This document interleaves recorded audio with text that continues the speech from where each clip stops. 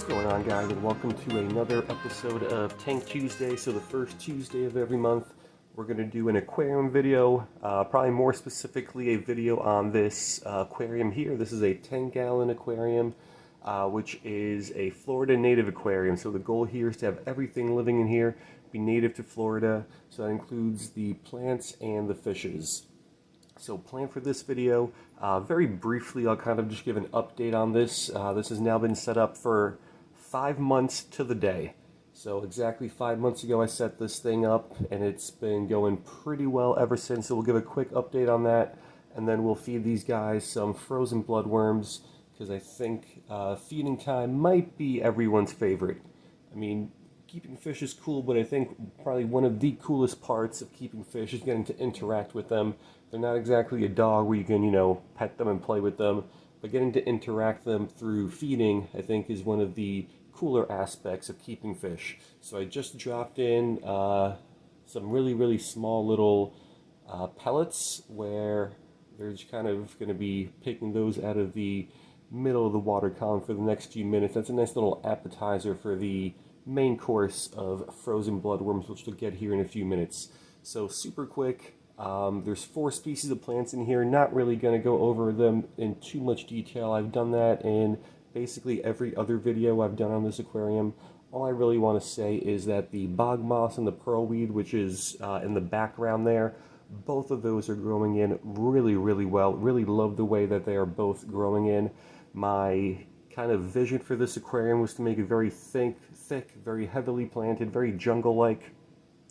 And I wanted the back wall to be completely covered, and both the pearlweed, which is mostly over on the left, and the bog moss, which is mostly over on the right, is growing in pretty well. I trimmed back the bog moss a little bit about 6 weeks ago when I had a pretty bad cyanobacteria outbreak in here. But ever since then, there's been a lot of new growth coming in, and it's filling in very nicely. So I'm probably going to have to go in and trim that again soon. Also the pearlweed on the left, that just kind of really has taken off. So yeah, I really like the way those 2 plants are going in. I am disappointed all the way on the left in front of the sponge filter, the dwarf chainsword. I really hoped that would have grown in a lot better. I wanted that to grow in pretty tall where it would cover a lot of the sponge filter, but it's really not covering any of the sponge filter at all. And then my 4th plant species in there, can't really even see it. It's getting completely taken over by the pearlweed and the bog moss, but there's some lemon bacopa in there, and that's just barely hanging on. But as far as the fishes go, I started out with 8 least killifish in here. I believe I'm down to 6. The least killifish spend about 80% of their time deep in that bog moss and pearlweed, so it's really hard for me to accurately count them because I could really never see all of them at the same time. But over the last 6 weeks or so, the most I've ever seen at one time is 6 of them. I never found any dead ones, but I think given how long it's been, if there were 8 of them in there, I probably would have seen 8 of them at some point by now. So I think I'm down to 6 of those. But good news is they are reproducing. So all of them were female when they came in, but they also, I think all of them came in already pregnant, and they've been dropping fry every couple days or so. At least one of them gives birth. And 2 of the fry have made it to a size where I think they're going to survive all the way to adulthood. I'll throw in a picture probably right about now so you can take a look at what they look like. One of them is a female, but the other one is a male. So I'm really excited. Hopefully that male does get to be an adult, and he could also start reproducing with these guys, so I can continue reproducing these least killifish in here. After having them in here, ideally I think I would even like maybe like 12 or 14 of them in here. Right now there's only 6, and they're really small. They don't eat much. They're going to be a very small waste producer in this aquarium, so I think 6 is not that many. I think the original 8 I had is also not that many, so hopefully I can get a colony of maybe 12, 14, 16 of them in here. And then as far as the other species go, I have started with 6 bluefin killifish, and I still have all 6 bluefin killifish. Those guys are much easier to count because those guys spend about 80% of their time out in the open. Kind of the exact opposite of the least killifish, where those guys spend 80% of their time kind of hidden in the plants. But I can see the bluefin killifish really well. All 6 of them are still in there.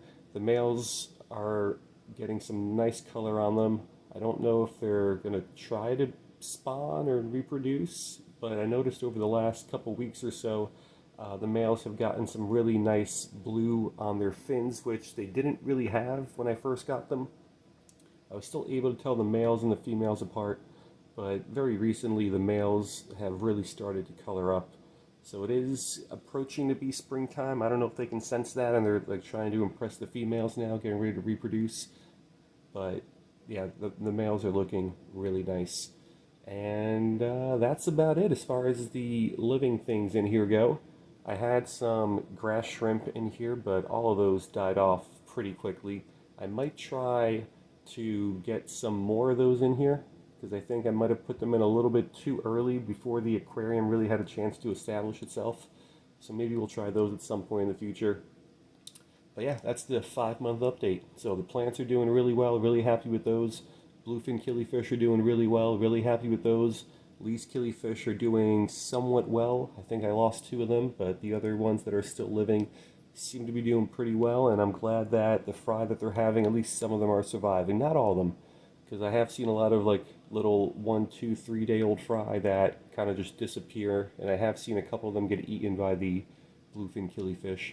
But I'm glad that at least some of them seem to have survived to a size where they're just slightly too big now for the bluefin killifish to really want to eat them. So yeah, enough. Oh, there's the fry. I don't know if you can see it. It's kind of right at toward the top of the tank, toward the front. Anyway, probably can't see it from here. Really, really small. But yeah, that's going to do it for this section of the video. Let me defrost some of these frozen bloodworms. We'll dump them in. The bluefin killifish I know are going to love them. But the least killifish also do like to pick off some of the smaller bloodworms. So yeah, let's do that.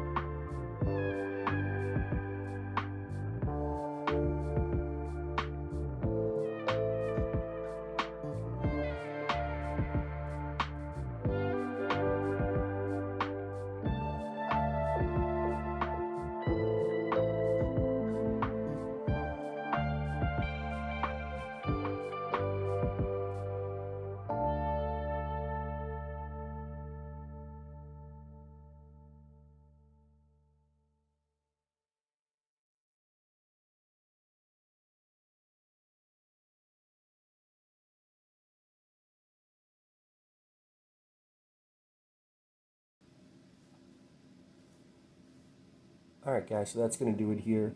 I usually put in about half of a bloodworm cube, and that's usually enough for them to eat it all within maybe 20 or 30 minutes or so. So it looks like they've done a pretty good job with it so far. They'll probably pick at it for the next, I don't know, 20 minutes or so, and it should all be gone by then. Unfortunately, I really kind of messed up. I dumped it all on the left side of the aquarium. I was aiming for more in the middle, and it just didn't work out. But I hope you still got to see some of this feeding video, even though it was all a little bit off center. And hope you guys liked it, and I'll see you next time.